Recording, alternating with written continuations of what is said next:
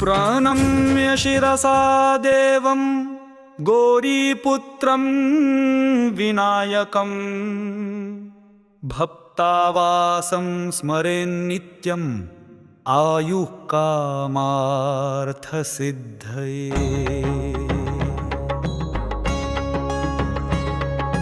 प्रथमं वक्रतुण्डं च एकदन्तं द्वितीयकं तृतीयं कृष्णपिङ्गाक्षं गजवक्त्रं चतुर्थकं लम्बोदरं पञ्चमं च षष्ठं विकटमेव च सप्तमं विघ्नराजेन्द्रं धूम्रवर्णं तथाष्टमं नवमं भालचन्द्रं च दशमं तु विनायकम् एकादशं गणपतिं द्वादशं तु गजाननम्।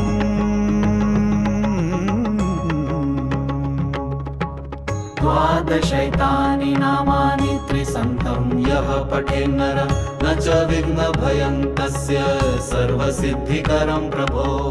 द्वादशैतानि नामानि त्रिसन्ध्यं यः पठेन्नरः न च विघ्नभयं तस्य सर्वसिद्धिकरं प्रभो।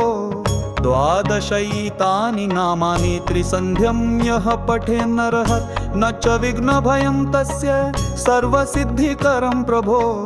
विद्यार्थी लभते विद्यां धनार्थी लभते धनम्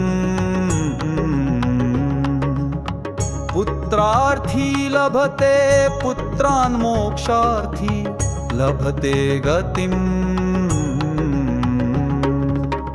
जपेत् गणपतिस्तोत्रं षड्भिर्मासैः फलं लभेत् संवत्सरेण सिद्धिं च लभते नात्र संशयः।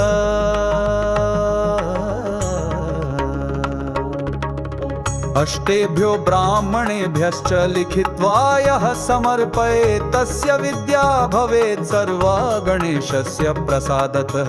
अष्टेभ्यो ब्राह्मणेभ्यश्च लिखित्वा यः समर्पयेत् तस्य विद्या भवेत् सर्वा गणेशस्य प्रसादतः। द्वादशैतानि नामानि त्रिसन्ध्यं यः पठेन्नरः न च विघ्नभयं तस्य सर्वसिद्धिकरं प्रभो।